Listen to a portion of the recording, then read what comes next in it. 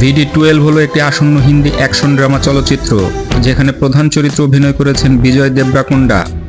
চলচ্চিত্রটি মুক্তি পাবে 28শে মার্চ 2025 তারিখ। সিনেমাটিতে শ্রীলীলা এবং রাশমিকা মান্দানাও গুরুত্বপূর্ণ ভূমিকায় অভিনয় করেছেন। কাহিনী সংক্ষেপ।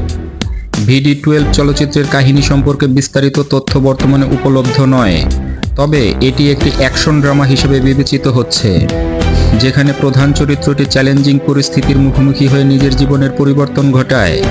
চলচ্চিত্রটি সমাজের বিভিন্ন সমস্যার প্রতিফলন এবং ব্যক্তিগত সংগ্রামের গল্প তুলে ধরবে বলে আশা করা হচ্ছে।